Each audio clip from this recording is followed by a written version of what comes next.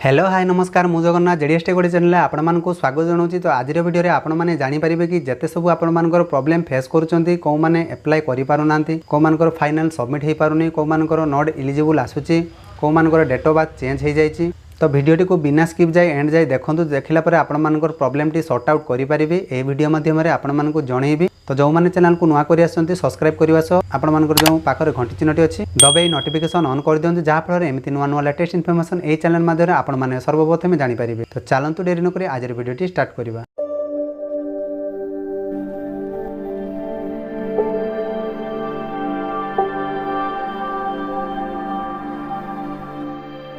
तो आज वीडियो रे आपण माने जानि परिबे कि जो माने पूर्वरु रजिस्ट्रेशन करि नैथिले किंबा लॉगिन करि नैथिले किंबा आपणकर प्रोसेसिंग रो डाटाटी रही जाइछि जो माने फाइनल सबमिट करि पारु नांती किंबा जो माने सबमिट करि देइछंती किंबा जो मानकर डीओबी चेंज हेइ जाइछि। तो आज वीडियो रे आपण माने संपूर्ण डिटेल्स टी जानि परिबे। तो वीडियोटी को बिना स्किप जाय एंड जाय देखंतु देखला पर आपण संपूर्ण तथ्यटी बुझी परिबे। किछि आपण मानकर कॉल वॉइस मध्य आपण मानको सुनेबी जा फल रे आपण मानकर जो संपूर्ण इनफॉरमेशन टी एही चैनल माध्यम आपण माने सर्वप्रथम जानि परिबे। तो एठी कहि रखुची आपण माननको जो मानकर डीबीटी बा लैपटॉप स्क्रीन रे जो मानकर लिस्ट रे ना रहिछि तो से मानेकर जतिकि सब प्रॉब्लम अछि तो आपण माननको जणाउची। तो एठी आपण माने देखि पारुथिबे जो मानकर you are not eligible this apply this scheme. तो ए भलिया जदी आपण मानकर प्रॉब्लम फेस करूचंती यार वीडियो मु पूर्वरु बनै देथिले जदी आपण माने से वीडियो को देखि नांती तो वीडियो देखिए आपन केमती एनेक्सर फॉर्म डाउनलोड करेंगे केमती आपन यहाँ को मेल करेंगे ता संपूर्ण वीडियो रे टॉपिक बना जाइए। तो आपन जे से वीडियो को देखा चाहते डिस्क्रिप्शन तले तार लिंक दे देबे चाहिए आपण माने से वीडियो को देखिए आराम से आपन अप्लाई करि परिबे। आ जो मानकर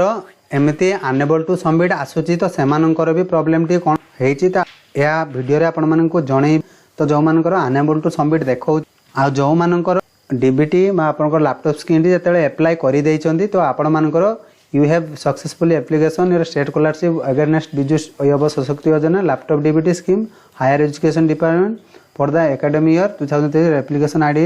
तो जो मैंने अप्लाई कर देइथिले तो सेमानकर कोन हेछि सेमानकर जो मैंने अप्लाई कर देते सेमानकर डेट ऑफ बर्थ चेंज हो जाती। तो यार तथ्य भी आपण माने जानि परिबे। तो कॉल रिकॉर्डिंग रु जहाँ स्टेट स्कॉलरशिप पोर्टल रे हेल्पलाइन नंबर को जोगाजोग करी जहाँ आम जानि पारिलु तो यह टेक्निकल फॉल्ट पई हेछि। तो आपण मानकर जदी प्रॉब्लम भलिया हेछि तो आपण माने कॉल रिकॉर्डिंग टी आपण मानको सुने। तो आ जो मानकर डेट ऑफ बर्थ रे पुनर्बार वेरीफाई कला परे आपणकर your data date of birth is missing kindly check your Aadhaar centre and try again. जदि आपण मानकर ए भलिया मेसेज आसु तो आपण माननको कहि रखुची आपण माने जमारो व्यस्त होवंतु नाही काहेकि ना जेतिके आपण मानकर डीबीटी रे बा लैपटॉप स्क्रीन रे आपणकर लिस्ट आसीची तो समस्त पैसा पाइबे यहा को टेक्निकल टीम द्वारा ही कार्यकारी करा जाउची। जदि आपण मानकर प्रॉब्लम टी होउची ताहाले आपण मानको जो नंबर टी आपण मानको जणैबी से नंबर ऊपर आपण कॉल करिके आपण मानकर सब तथ्य टी देई परिबे और आपण मानकर प्रॉब्लम टी जो रहिची ता सॉर्ट आउट मध्ये हेई परिबो। आ जो मैंने चैनल को नुआ कर आसुँच सब्सक्राइब करने सह जो पाखे घंटी चिन्हटी अच्छी दबाई नोटिफिकेशन ऑन कर दिंतु जहाँफल एमती नुआ नुआ लेटेस्ट इनफॉरमेशन यही चैनल माध्यम आपण मैंने सर्वप्रथम जानीपारे। तो चलतु आज कॉल रिकॉर्डिंग टी कौन रही है संपूर्ण तथ्य सह करदे। तो से पर्यंत रोचे बाय बाय टेक केयर। जो जो पिला मानकर आधार अपडेट रे माने आधार रे प्रॉब्लम होची तांकर गोटे लिस्ट प्रिपेयर करा हेची से लिस्ट आमे आउथरे अपडेट करी की पुनी आउथरे पिलांकू दिया हबो से माने री अप्लाई करला परे तांकू से अप्लाई करि परिबे आ तांकू बेनिफिट मिलिबो स्कीम रो बेनिफिट। मैम धरिन तो जो पिला मानकर टोटाली सामाने किसी करि पारु नांती तो आपण माने से एप्लीकेशन को जानिबे केमती जे एई पिला रो एक्सेल की होउनी भाई होनु नाही बोली कोटा जो पिला धर जे मु धर अप्लाई करी मोनारे लैपटॉप डिस्ट्री अछि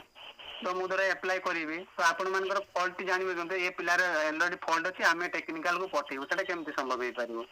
से पिला कॉल करिवो ना पिला कॉल करके जणैबो मेल करिवो आमे तो गोटे मेल आईडी देइछु किछि भी जदी क्वेरीज अछि सेही मेल को हम तो बहुत सारा मेल दिन को रिसीव करूछु हम तो मेल कोन कोटा अछि कहा को रिगार्डिंग को पिला रो गोटे सेम ये रे सब रखा होची कहार कोन प्रॉब्लम रहउची केते पिला रो को प्रॉब्लम रहउची सॉर्ट आउट आपण कहबो सेटा ठीक अछि। तो यार प्रॉब्लम ता सॉर्ट आउट केते दिन भीतर हेई पारिबो तो एक्चुअली टाइम सेटा हमें कहि पारिबुनी एटा बहुत दिन लागिबो एबे जाय 22 माने अछि माने गुडाय काम अछि एटा केते दिन से सॉर्ट आउट हे जिवो सॉर्ट आउट हबो बट केते दिन रे हेइतबो से दिन ता कहि हबोनी। ताले आपनकर कहबा अनुसार जो क्राइटेरिया टी अछि अनेक्स जो पिला माने अप्लाई करि पारु नांती कि फाइनल सबमिट करि पारु नांती से माने कि अनेक्स रे फॉर्म डाउनलोड करि से माने कॉल करी कहबे ना कोन କଲ୍ କରି ନ କହିଲେ ମେଲ୍ ଆଇଡି ଦିଆହେଇଛି ମେଲ୍ କରିବେ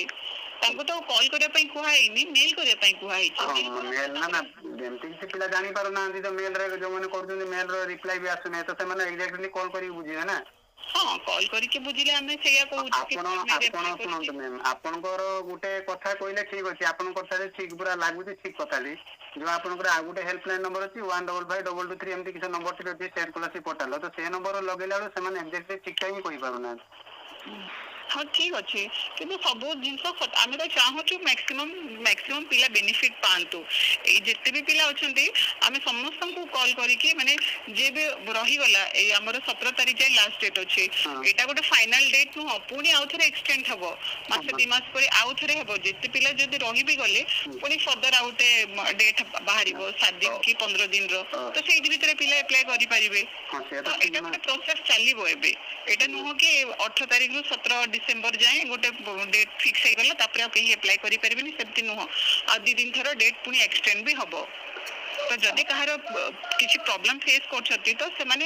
ପ୍ରୋବ୍ଲେମ ସର୍ଟ ଆଉଟ୍ କରିକି ନେକ୍ସଟ ଫେଜରେ ବି ଆପ୍ଲାଏ କରିପାରିବେ ଓକେ ଠିକ ଅଛି ଧନ୍ୟବାଦ ମ୍ୟାମ୍ ହଁ ଠିକ ଅଛି ଧନ୍ୟବାଦ